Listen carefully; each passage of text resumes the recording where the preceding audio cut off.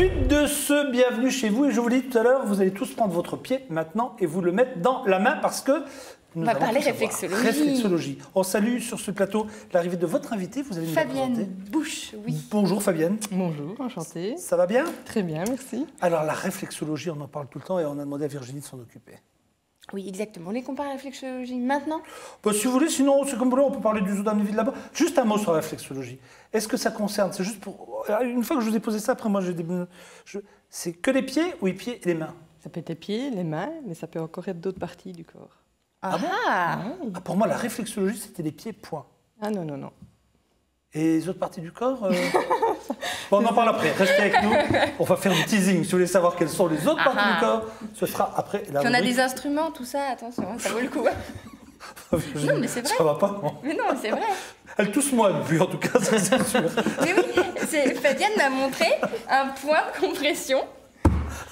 Bon, avec l'utilisation des instruments. Avec les instruments, c'est vrai, regardez, un petit pic, par exemple, ici, comme ça, et je tousse plus. Ah ouais. D'accord, ça je demande à voir.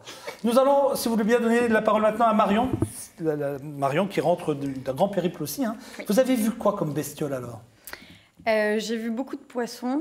Vous étiez dans quelle mer, vous? Dans la mer... Bleue. Vous étiez où? Dans la mer. Oui, d'accord. Dans quelle partie du globe? Elle ne sait même plus où elle était. Ce qui est fou, c'est qu'elle voyage. Je suis en train de réfléchir. Non, mais prenons le dernier voyage alors. Parce que c'est vrai que je vous pose une question comme ça, mais comme vous êtes parti 3 fois différemment. Eh bien, comme c'était en Nouvelle-Guinée, ça doit être la mer, le reste de la mer Indienne.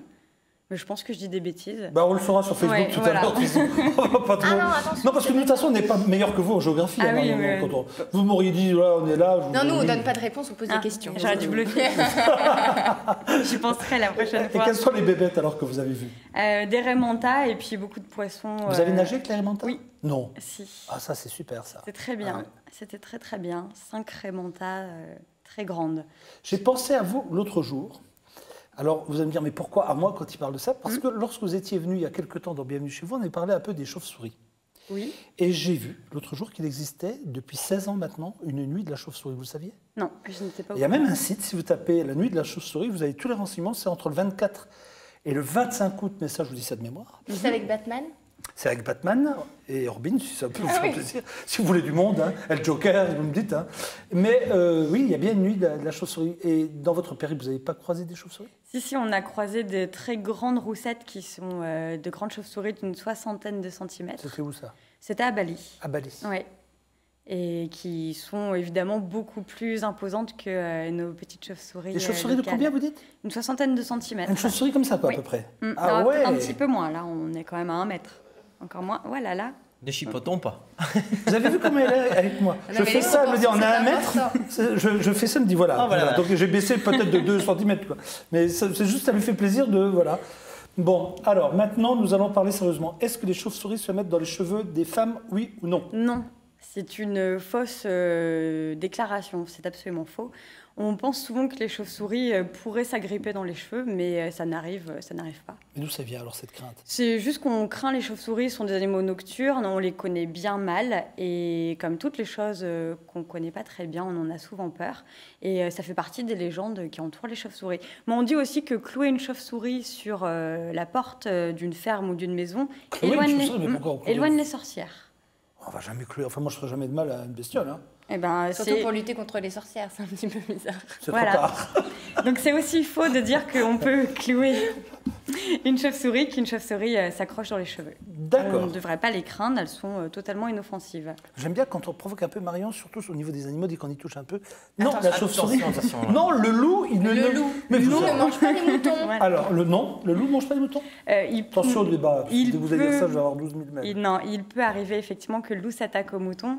Il faut considérer que le mouton est quand même plus facile à attraper que les animaux sauvages. Mais on reproche au loup, c'est pas de tuer un mouton ou quelques moutons par mois. Ce qu'on lui reproche, que lui reprochent les bergers, c'est de faire des carnages, des massacres. Les bergers retrouvent parfois des dizaines de bêtes qui ont été égorgées, qui ne sont même pas consommées. Et ça, ce n'est pas le fruit du loup, c'est le chien errant. Le chien errant qui va se défouler en fait sur les moutons. Le loup, lui, c'est un animal sauvage. Il tue pour se nourrir. Une fois qu'il est repu, eh bien, il retourne avec sa meute et il chassera à nouveau quand il aura faim. Alors nous, on a des images du zoo d'Amnéville, mais ce sont des loups blancs. Mais le loup, normalement, dans la nature, il est gris. Oui. Alors, il est gris en Europe, il est gris aussi. Le loup, c'est un animal qui se répartit dans de très nombreuses sous-espèces. Et la diversité de couleurs peut aller du blanc jusqu'au noir. Donc, ceux-là sont des loups d'Arctique. Ils sont blancs parce qu'ils vivent dans un environnement qui est totalement enneigé. Ça leur permet de se camoufler. Ensuite, le loup va se décliner en couleurs beige, brune, grise, etc. Comment vit? Il y a monsieur et madame loup et puis les petits ou c'est pas comme ça? C'est ça. Alors ici, on a notre mâle dominant qui s'appelle Amarok. À la base, cette meute, c'est donc un mâle et une femelle dominant. Et puis il y a aussi le frère du mâle dominant qui est venu gonfler les effectifs. Et tous les autres loups que vous voyez, donc maintenant ils sont 8, ce sont en fait les petits des années précédentes. Eux ne se reproduisent pas, il n'y a que le mâle dominant. Que les dominants qui se reproduisent. Ça permet de contrôler les naissances, d'avoir moins de bouches à nourrir. Et puis lorsque les autres loups souhaiteront se reproduire dans la nature, ils vont partir en fait de la meute pour former à leur tour leur famille. Là, dans le zoo, c'est à vous de les faire partir. C'est ça, on va les sélectionner et les envoyer vers d'autres zoos qui veulent monter une meute. Et vous pouvez, vous, en tant que soigneur, en tant que personnel du zoo, vous pouvez les approcher? Oui, on rentre dans l'enclos pour les nourrir. Et il n'y a pas de problème? Pas du tout. Les loups sont des animaux très craintifs. Le facteur humain, c'est un facteur négatif pour cet animal. Il fuira à tout prix toute présence humaine. Dans l'enclos, ils nous connaissent, ils sont nés en captivité, ils se méfient quand même. Dans la nature, il ne faut pas espérer les croiser, bien sûr, dans les Vosges, on ne les verra jamais. Ni les toucher? Ni les toucher. Là, par exemple, vous n'avez pas intérêt à les toucher? Non, bien sûr que non. C'est pas un chien. Voilà, les animaux domestiques sont habitués à être manipulés. Toucher n'importe quel animal sauvage, vous aurez une réaction de peur qui se soldera par une morsure. Ah ouais. Alors, on sait tout sur les loups. Qu'est-ce qu'on aurait oublié? Ça peut manger combien par jour, ça, loup? Nous, on leur donne de 4 à 6 kilos par jour et par individu. Et ça pèse combien, un loup? Ceux-là sont des petits loups, donc ils vont peser, pour le poids, je dirais une 40aine de kilos.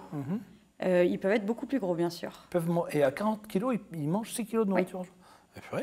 Ils mangent bien. Hein? Ça mange bien. De la viande. Que de la viande. Maintenant, nous allons voir de belles images, comme Marion sait de temps en temps nous en montrer. Elle aime ça. On va démarrer par le petit rhino, peut-être? Oui, Goliath. Hein? Goliath, voilà, c'est le nom que je cherchais. On va vous montrer des images de Goliath. Alors, qu'est-ce qu'on doit savoir sur Goliath? On doit savoir que les naissances de rhinocéros sont malheureusement très rares. Elles sont très importantes puisque l'animal souffre beaucoup du braconnage.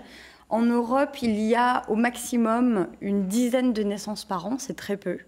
Ça, c'est une naissance du parc zoologique de Pogres qui est dans le Rhône-Alpes.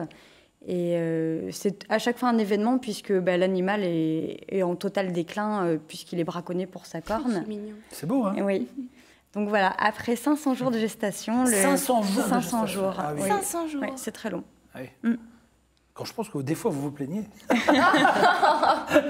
Tout est relatif. 9 petits mois. 500 jours. Ah oui, 500 jours. Et si elle pouvait parler, je suis sûre qu'elle se plaindrait. Oui, ça c'est sûr. Bah oui, c'est normal. Il est beau quand même. Hein. C'est vrai qu'il est mignon. Au zoo d'Amnéville, on peut un jour espérer avoir une naissance de rhino? Oui, on espère avoir une femelle en gestation pour 2013 et avoir une naissance pour 2014. Mais entre l'acte et le moment où elle enfante, elle enfante, je ne sais pas comment on dit pour un animal, combien de temps ça prend? Parce que vous dites, on espère qu'en 2013, c'est-à-dire qu'ils ont déjà fait, et vous pensez que... Oui, on a vu nos rhinos s'accoupler il y a peu de temps. Et en fait, on a des nouveaux rhinocéros qui sont arrivés en janvier cette année, qui regonflent notre effectif. Et surtout, on avait un mâle qui n'était plus fertile, donc on a un nouveau mâle qui, lui, est très actif. Et c'est pour ça qu'on aura sans doute des naissances prochainement. Il s'appelle comment, votre nouveau mâle?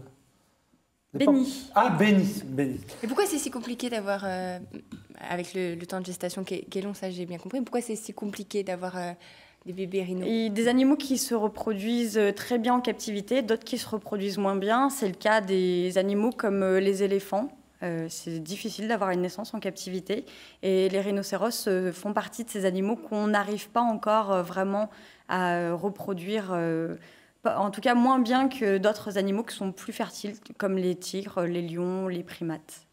Alors, nous allons voir une autre petite naissance, mais alors l'histoire, elle est super belle. Hein. Je vous la laisse la raconter plutôt. Oui. Alors, regardez ces images. Alors, donc, c'est un petit Cercopithèque. C'est une variété de singe qui vit en Amérique du Sud. Celui-ci a perdu sa mère. Il a été recueilli par sa grand-mère, qui malheureusement n'avait pas de lait pour l'allaiter. Et ce sont les hommes qui sont occupés de sauver ce petit animal. Mais l'histoire est belle. La grand-mère a tout fait pour allaiter le bébé. Ouais. Et finalement, elle n'a pas pu. Mais là, tout fait pour essayer de le sauver. Et finalement, c'est l'homme qui a pris le relais pour que ce bébé... Il a l'air en pleine forme. Oui, là. il est en pleine forme. On voit qu'il y a des animaux qui ont effectivement un instinct maternel très affirmé et pour qui la survie des petits compte plus que tout. Il va être Quand on grand, dit, celui-ci, pardon. Quel âge il a, là? Là, c'est une naissance, il a hein. quelques mois. Ouais. Quelques mois. Quand on dit peut-être la quelques grand-mère, semaines. elle a quel âge alors? La grand-mère du singe, Oui, mais ça peut vivre jusqu'à... Elle ne nous l'a pas quel âge? dit. On lui a posé la question, elle nous a elle toujours pas n'a répondu. pas souhaité répondre. Elle a dit, mais pour qui me prenez-vous quand ça même ne se pose pas Goujat. comme question. Ça ne se pose pas comme question, elle nous a dit. Et c'est un animal qui sera relâché. Donc pour l'instant, les hommes s'en occupent. Et dans quelques temps, il faudra qu'ils cessent tout contact avec. C'est vrai? Pour qu'il puisse être relâché. Parce que sinon, il sera trop imprégné, trop apprivoisé. Et il serait obligé de rester en captivité. Ils veulent à tout prix le relâcher. En le voyant comme ça, on a vraiment envie d'avoir des contacts aussi. Hein. Oui, alors on a envie d'avoir des contacts. Si un jour vous croisez des singes dans la nature, je ne vous conseille pas non plus de les caresser. C'est agressif, non? C'est agressif, oui, pour certaines espèces. Pour d'autres, on en revient toujours au même. Les animaux ne sont pas habitués à avoir des contacts. Et les primates ont des toutes petites dents qui sont infestées de bactéries et leurs morsures se soldent bien souvent par des infections très graves. Ah, donc faites attention. Voilà, faites S'ils attention. ne nous mordent pas, on risque rien. Vous ne risquez rien. Je me suis pas fait mordre. c'est Voilà. bien. Vous étiez où?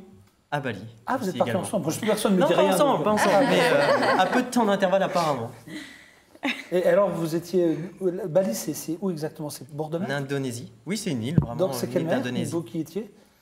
C'est une grande mer. Oui, d'accord. Donc, personne ne s'intéresse à l'endroit où il Mais en fait, c'est le croisement de Oui, bien deux sûr. trois mers différentes. Mais c'est vrai en plus, parce que même à Bali, En sur régie, place, cherchez-moi la mer j'ai eu qui se trouve à beaucoup côté de de Bali, s'il vous plaît, que je donne la savoir réponse de quelle avant mer la il fin. s'agissait. C'est juste pas possible, comme je suis tous les deux partis dans un pays j'ai en pris- bord de mer et me dire, je sais pas j'ai pris le bâton pour me faire battre. Bah ça, c'est bien fait pour vous. C'est vrai. On va vous donner la réponse dans quelques secondes parce qu'ils sont déjà en train de chercher. Allez, Béa. On va passer la parole à votre invité, Virginie, maintenant. Merci, Oui. Marion. Merci. On va parler réflexologie. Alors, je ne tousse plus depuis tout à l'heure, quasiment, parce que Fabienne m'a dit que j'avais un point ici. Et si on faisait une compression, on peut donc soigner. On va revenir à la base de la réflexologie. C'est les Égyptiens qui l'ont inventé? En tout cas, c'est la preuve la plus concrète et la plus ancienne que nous ayons. C'est un bas-relief, voilà, que vous avez à l'écran. Ce bas-relief représente une scène qui ressemble à une session de réflexologie au niveau des pieds et au niveau des mains. Et au-dessus, les hiéroglyphes qui sont représentés signifient « ne me fais pas mal » et l'autre répond « je vais faire en sorte que tu me remercies ». Car on sait qu'en fait, la réflexologie, nous avons testé, peut être par moments douloureuse. Donc, c'est la première preuve tangible de réflexologie. Alors, en Chine, il y a également une réflexologie proche, quelque chose de semblable, qui devait se pratiquer à la même époque, seulement les écrits, eux, sont beaucoup plus récents. Alors, c'est quoi exactement la réflexologie?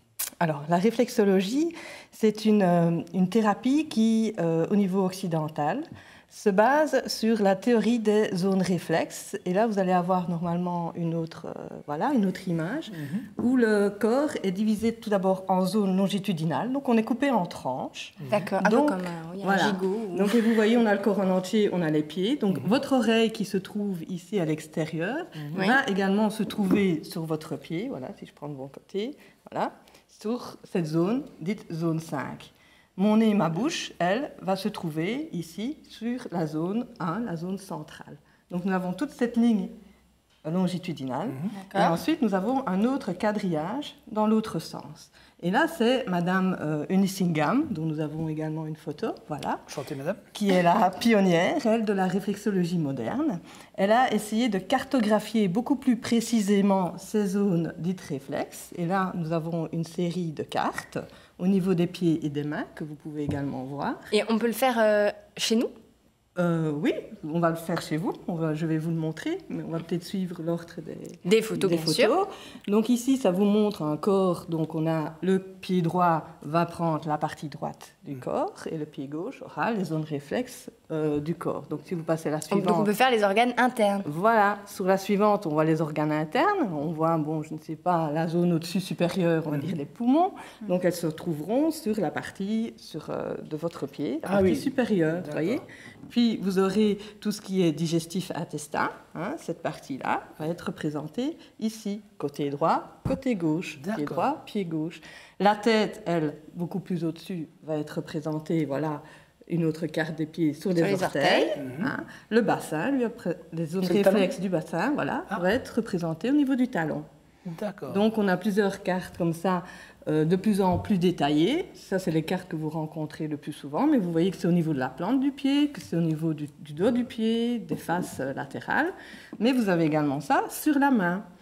Donc la main, vous avez... Ah oui, je sais. Moi, honnêtement, sur la main, je ne savais pas. On a également des cartes, voilà. Vous voyez, on a les cartes du niveau le dos de la main avec les ongles. Donc on aura plutôt ici la poitrine, les seins qui vont se trouver ici. Et vous aurez par exemple sur la paume, à l'intérieur, tous les doigts vont représenter la tête.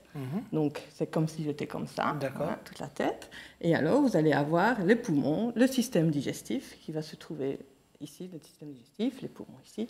Mais est-ce qu'en ayant une main entre vos mains, si j'ose dire, vous pouvez dire à quelqu'un, oui, vous avez des soucis nerveux parce que je vous trouve stressé, oui, vous avez des soucis... je ne sais pas moi, X ou Y, quoi. Oui, la réflexologie ne fait pas un diagnostic médical parce qu'on travaille de façon holistique, donc c'est par système. Mais si, peut-être pas la main, parce que la main, vous voyez la distance, la surface au niveau de la paume hein, est quand même plus petite que ce que j'ai au niveau de la face plantaire, donc on sera beaucoup plus précis ici. Avec le pied. Avec le pied, ouais. Mais un réflexologue pourra dire, il y a peut-être, allez voir votre médecin, il y aura peut-être un souci au niveau de tel système. Ah oui. Mais en général, c'est plutôt l'inverse. C'est la personne qui a été chez le médecin, à qui on a dit « vous avez beaucoup de stress, vos symptômes viennent de votre stress, vous devriez trouver quelque chose, parce qu'on peut vous donner des médicaments, mais ça ne va pas résoudre le problème. » Et là, la personne alors va venir chez nous. On voit souvent la réflexologie dans le bien-être. Voilà, mais la réflexologie, en fait, ce n'est pas un massage, c'est d'abord des pressions, et ce n'est pas un bien-être, parce que ça va au-delà. C'est une aide pour un mieux-être, je vais dire. Donc, on peut traiter pas mal de... de mots. Il y a une autre photo que vous pouvez visualiser, qui sont liées au stress. Parce que voilà, nous avons au niveau de notre système nerveux, on a un système où on est toujours en action, c'est le petit bonhomme qui court après le mammouth, mais on dépense beaucoup d'énergie, hein, que ce soit du sucre, on dépense beaucoup d'énergie, et nous avons absolument besoin d'une phase de récupération. Et donc de réparation, nos cellules, nos tissus sont réparés pendant cette phase-là. Et donc la réflexologie, comment ça marche? Eh bien, si je prends votre main, je vais là, voilà, je vais stimuler ici le point, par exemple, de la glande surrénale. Mais ça fait mal un peu. Ah oui, nous le sentons, dès que nous enlevons. C'est quoi, c'est la glande, quoi, ça? Surrénale. Qui est là, normalement. Voilà, là derrière. Mais pour cette main-ci, elle va se trouver plutôt de ce côté-ci. Oui, d'accord. Oui. D'accord? Donc, on émet une pression, on envoie un signal à notre système nerveux, hein, vous pouvez refaire le point, s'il vous plaît? Voilà, je vous le refais. D'accord? Donc, on envoie un signal au système nerveux. Le système nerveux va analyser. Voilà, ça analysé. Il va renvoyer une action. Il va y avoir une action à distance sur votre glande surrénale. Mais on utilise le potentiel autoguérisseur du corps. Je ne vais pas décider si la glande va s'activer ou plutôt se calmer. C'est le corps qui va agir, qui va décider. Oui, exactement. Et donc, en pressant une série de points, comme ceci, on peut rééquilibrer la photo que vous avez vue entre le petit bonhomme qui court et le bonhomme qui se régénère. On essaye de rééquilibrer, la voici, on essaye de rééquilibrer le système nerveux dit autonome qui agit dans le stress. Alors, vous nous avez dit quelque chose tout à l'heure qui n'est pas tombé dans l'oreille de plusieurs sourds, c'est qu'en dehors de la main et du pied, il y a d'autres endroits du corps qui peuvent servir Du coup, voilà un instrument pour vous. Ah, c'est quoi? C'est ça? C'est pour faire les autres parties du corps. On peut faire le dos, ça, mais le dos, on est également au niveau de l'oreille, par exemple. C'est-à-dire? Pas avec l'outil là. On a aussi les zones réflexes. Ah, au niveau de l'oreille? Oui, au niveau de l'oreille. Ah, ouais. Voilà. On peut en avoir au niveau du visage aussi, réflexologie faciale. Donc, aux extrémités en général, tout le corps, lui, va se retrouver selon cette théorie des zones longitudinales. D'accord. Donc, avec les instruments qui sont là, on peut le faire soi-même. Alors, ce qui est bien, oui, c'est que les gens peuvent se stimuler. Même s'ils ne savent pas ce qu'ils font réellement, ils prennent conscience qu'ils peuvent agir sur leur corps. Et c'est ça qui est très important. Faites quoi, Virginie, par exemple? Je sais pas. Voilà. Là, elle c'est fait... juste ce qu'elle voilà. fait. Mais qu'est-ce Oui. que tu ressens? Donc, voilà. Comment elle fait? Là, elle fait au niveau de la tête. Donc là, tous les doigts représentent la tête. Donc, elle va stimuler les zones présentes au niveau de la tête. Donc ici, le 3e doigt, ça va être la tranche, puisqu'on est coupé en tranches, au niveau de la tête. Le réflexologue, lui, saura plus précisément les points. Mais voilà, c'est déjà pas mal. C'est déjà une première approche que les gens peuvent prendre pour prendre conscience qu'ils peuvent agir sur eux et utiliser ce pouvoir d'auto-guérison. D'accord, mais donc on soigne que le stress uniquement? Non, non, non. Donc la réflexologie, elle est appliquée du bébé à la personne âgée. Il n'y a pas d'âge? Il n'y a pas d'âge, il n'y a pas d'âge. Et un bon réflexologue saura adapter sa pression, sa technique à l'âge ou au cas rencontré, à la personne rencontrée. Mais même pour les personnes âgées, c'est même recommandé de temps en temps de pouvoir avoir quelques... Il y en a qui tiennent vraiment un coup avec cette technique-là. Alors c'est fort connu dans la douleur aussi, tous les problèmes liés à la douleur, parce qu'on peut éventuellement diminuer les médicaments. Antidouleur, oui. Ah, ok. Donc, tout ce qui est lié au stress, chez l'enfant, ça peut être des problèmes de concentration, des problèmes d'hyperactivité. Et le pipi au lit, on peut le guérir? Alors, le pipi au lit, voilà. Si la réflexologie ne va pas réparer un os cassé... Parce que je trouvais ça étonnant de pouvoir régler ce genre de problème avec la réflexologie. On ne va pas réparer quelque chose qui est cassé. Donc, s'il y a un problème physique, on ne va pas agir avec la réflexologie. Ça, je comprends bien, oui. D'accord ? La réflexologie, c'est une aide, en combinaison avec d'autres méthodes de rééducation. Comme il y a toujours un stress, même ce problème de pipi au lit va créer tout un stress environnemental. Oui. Donc, c'est vrai que vous m'avez posé la question tout à l'heure. Oui, c'est héréditaire, c'est pas héréditaire.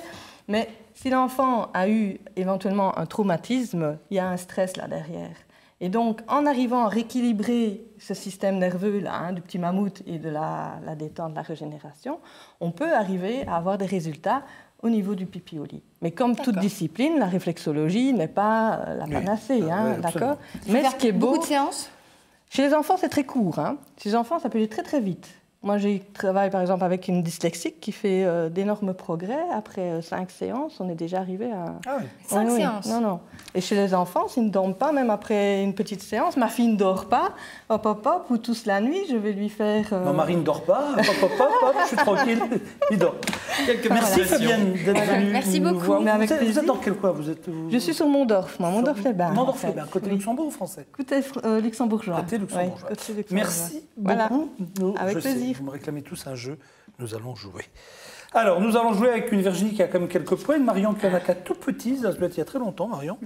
Vous qui n'en avez toujours pas encore. Et notre invité qui forcément ne peut pas en avoir vu qui est normal d'arriver. Alors, je ne sais pas, montrez-moi, je suis capable d'enchaîner, donnez-moi, sans mes fiches, montrez-moi quel premier indice on peut donner à nos invités aujourd'hui pour parler...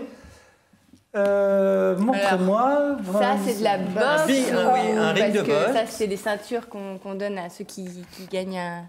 Jusque-là, vous êtes pas mal. Franchement, vous êtes pas mal. C'est pour le dos? C'est forcément. Non, pourquoi vous parlez du dos? Je sais pas, c'est pour maintenir. Non, c'est comme une coupe. Fabienne, vous pensez à quoi quand vous voyez cette photo que vous avez sur votre gauche, si vous voulez l'avoir en plus gros plan? Oui, j'examine, je vois qu'il y a un scorpion même sur là. Il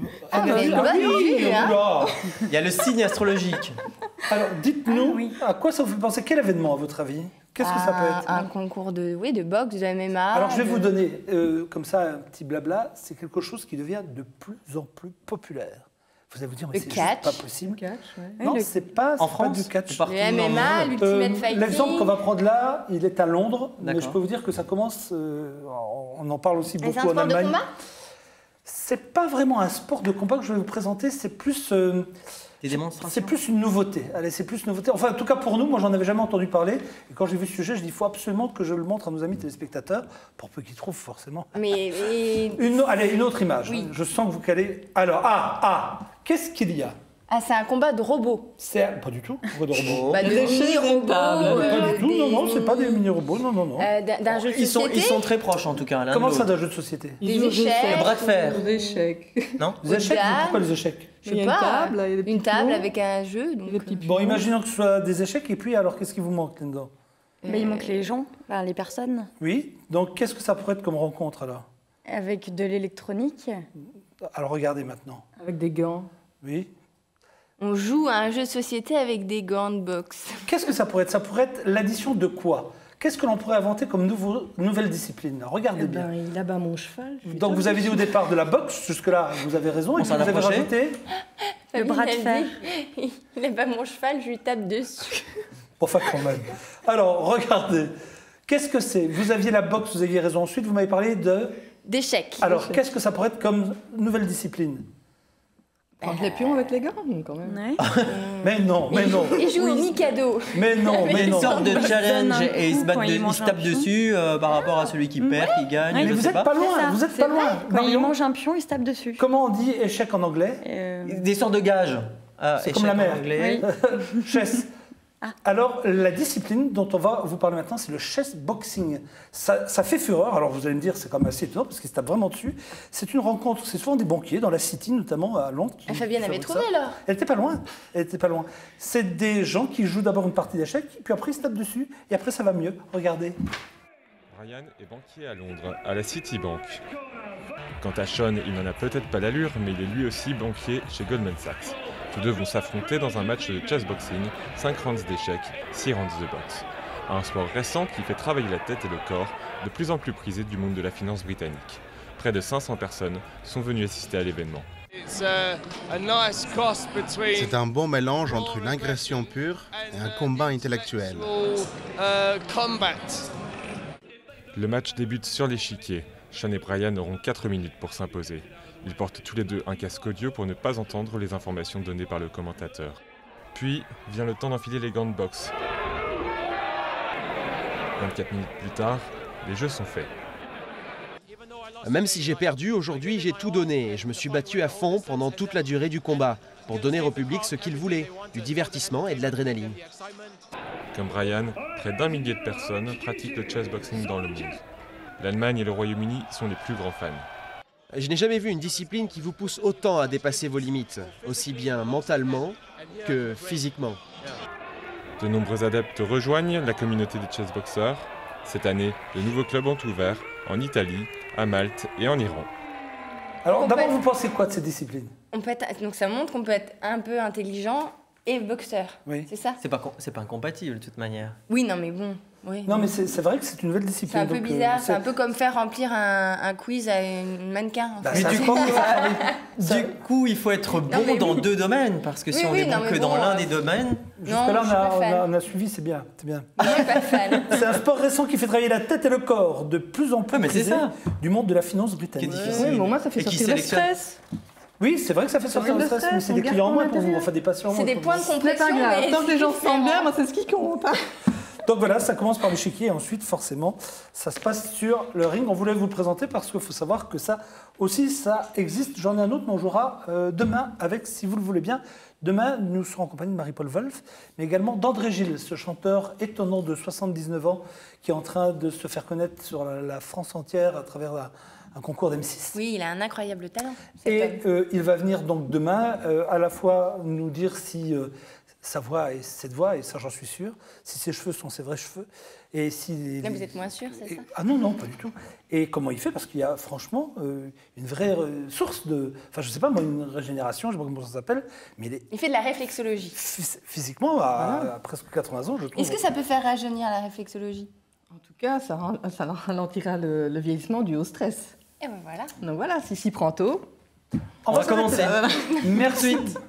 C'est quoi cette insinuation, mademoiselle Bernard? Ah, mais absolument. Vous avez dit si c'est prend tôt en me regardant, en voulant dire Ah non, c'est ça, peut-être c'est temps, Fabienne. Jean-Luc, que vous y C'est alliez. Attention, je note tout. Nous allons déjà nous quitter. Vous pouvez suivre avec nous la suite sur Facebook. Hein. Allez-y, n'hésitez pas. C'est l'océan Indien, la mer qui entoure Bali, comme vous l'aviez dit. Donc vous êtes à moitié ce que je pardonné. disais. Parce qu'on nous a même soufflé la mer de Bali, c'est pour vous dire. Qu'on Et est vous comme avez pointu. dit Balida. La mer de Bali, c'est Balida. Elle est bonne, celle-là. Merci beaucoup. Merci à vous. À bientôt. À bientôt, avec plaisir. Merci Marion. À Merci la à semaine vous. prochaine, donc un jour. Merci Merci Fabienne. beaucoup. À demain Virginie. À demain, Jean-Luc. Bye bye, chers amis. Au revoir.